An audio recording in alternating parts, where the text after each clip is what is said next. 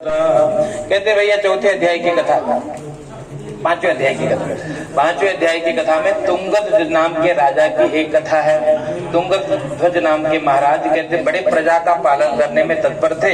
एक बार उनसे भी अपराध हुआ। क्या अपराध हुआ? कहते एकदा सवनम गत्वा हत्वा बहुविधान पशु, बहुत सारे पशुओं को मारने के बाद कहते पशु हत्या पाप है ना। और स्कंद पुराण में वर्णन भी है कि भैया जो कहते हैं जो जीवों की हत्या करता है ना, सपने में भी उनको मुक्ति नहीं मिलती है ना। तो इसलिए बचना चाहिए। जो मांसाहार करने वाले हैं विचार करें।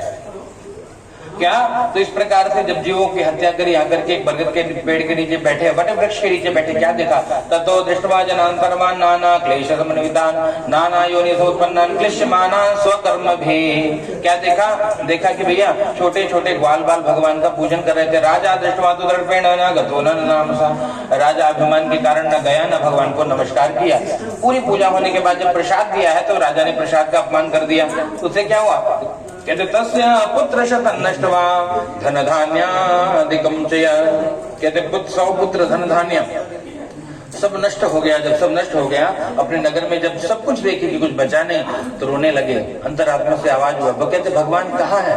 लोग कहते हैं बसा हुआ भगवान सबके मन मंदिर में, और सबके मन मंदिर में बसा हुआ भगवान सबके मन मंदिर में, और सबके मन मंदिर में हरि का देवस्थान सबके मन मंदिर में, और सबके मंदिर में एक जगह ना उससे खाली, एक जगह ना उससे खाली, पत्ता पत्ता डाले डाले, पत्ता पत्ता डाले डाले, नूर उसी का रूप उसी का,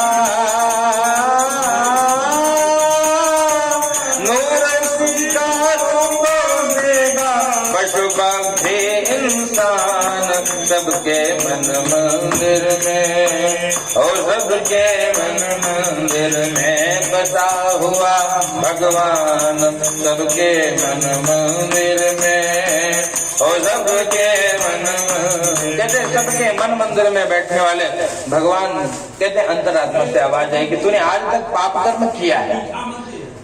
कहते इसी पाप कर्म का तो फल भोग रहा है ना। राजा को कहते भैया, कहते जब पश्चाताप के अश्रु सारे पापों को धो डालते हैं। राजा को बहुत पछतावा होने लगा कि मैंने पशुओं को मारा, मैंने सब कुछ किया। आज मेरे गए तो मुझे पता लगा कि वो पीड़ा क्या होती है। कहते ना जिसके पैर में पड़ी बिवाई वो क्या जाने पीड़ पर आई है, जिसको खुद बिवाई नहीं पड़ी वो क्या जाने दादू क्या होता है। और आप वही बात बताते हैं। कहते भैया कि भगवत कृपा ऐसी भाई कि पुनः गए और बोले कि आज से जो अपराध हमने किया है उस सब के लिए क्षमा मांगेंगे और धीरे धीरे सभी अपराधों को दूर कर देंगे। इस भाव से भगवान की सेवा का संकल्प लेकर के गांव में गए। ग्वाल बालों को पुनः बुलाया और वहाँ ग्वाल बाल पूजा के बाद गाय चरा रहे थे। बुलाया और देखा भगवान का। अब देखो दृष्टि बदल गई तो सृष्टि बदल गई है ना। कहते जिसकी जैसी दृष्टि होती है ना उसकी वैसी सृष्टि होती है ना। सोच से ही तो संसार है।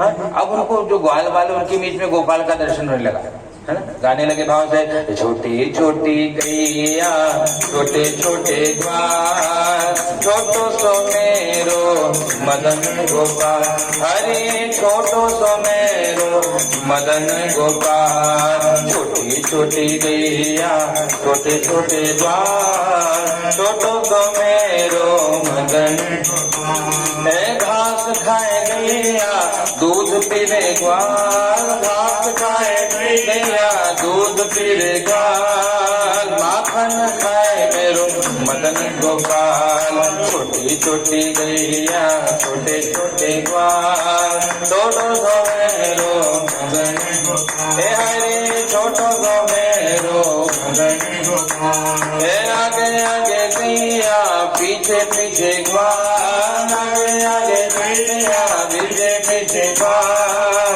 बीच में मेरो मदन गोपाल, हरि बीच में मेरो मदन गोपाल, छोटी छोटी गैया छोटे छोटे ग्वाल छोटो सो मेरो मदन नंदन गोपाल, ग्वाल गोपाल दर्शन होने लगा। और भगवान छोटे छोटे गैयों का दर्शन किया।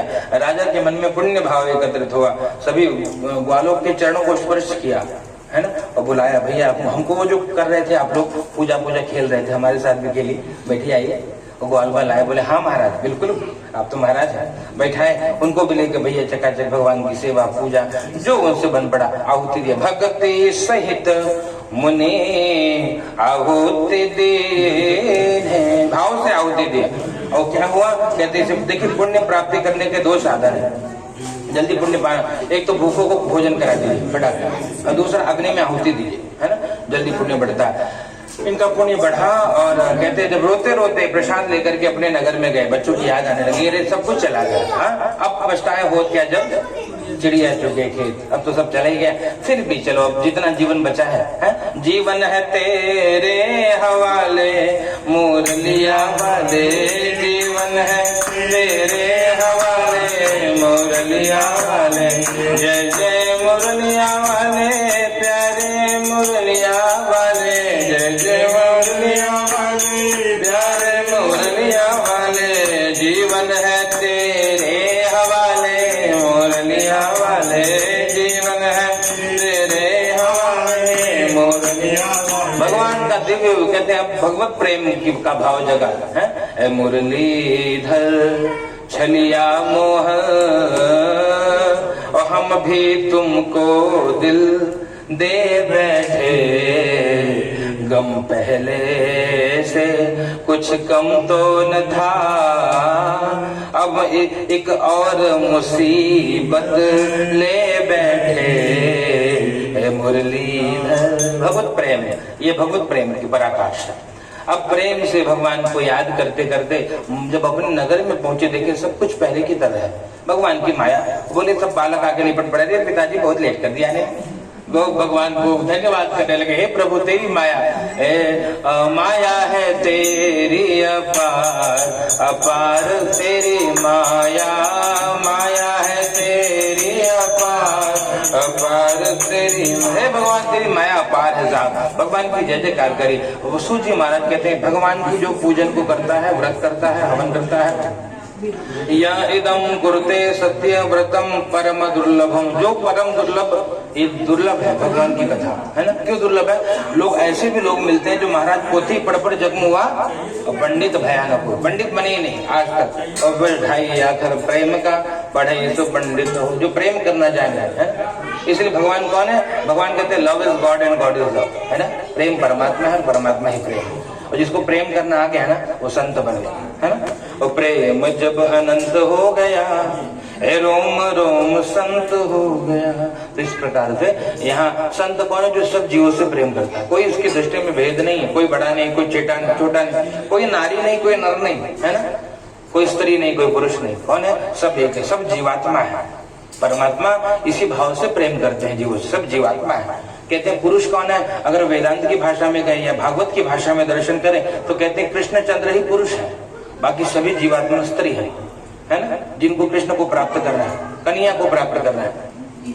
इस प्रकार से कहते हैं भैया, या इदम कुरुते सत्य व्रतम परम दुर्लभम, जो परम दुर्लभ इस भगवान के व्रत को करता है, भगवान की जो पुण्य प्रदायी इस कथा को श्रवण करता है, दरिद्र धनवान हो जाता है, बंधन में पड़ा हुआ बंधन मुक्त हो जाता है, डरा हुआ भय मुक्त हो जाता है। सत्य में एवं न संशय, ये सत्य बात है। और क्या कहते हैं, जीवात्मा जब तक यहाँ रहता है आनंदित रहता है, और शरीर छोड़ने के बाद भगवान के धाम को जाता है। कैसे भगवान के धाम को जीव जाता है बताते हैं दूसरे अध्याय में।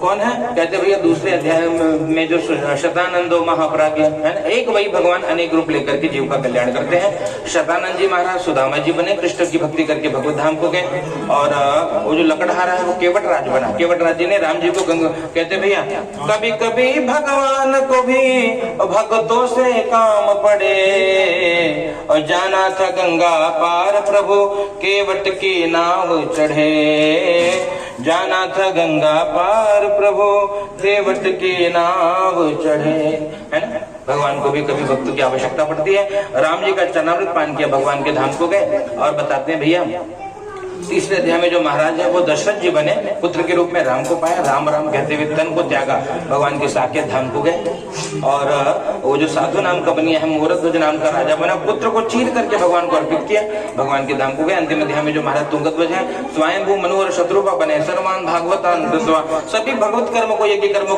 को किया और भगवान के वैकुंठ लोक को गए हैं। जो छोटे छोटे ग्वाल बाल है वो जन्मांतर में भगवान श्री कृष्ण चंद्र के साथ रहने वाले ग्वाल बाल बने, कृष्ण भगवान की भक्ति करी और गौलोक धाम को गए। प्रेम से बोलिए सत्यनारायण भगवान की जय। गुरु जी कुंड में गोमूत्र छिड़क दीजिए, बढ़िया से गोमूत्र डाल दीजिए, थोड़ा गंगा जल डाल करके अग्नि स्थापन करिए।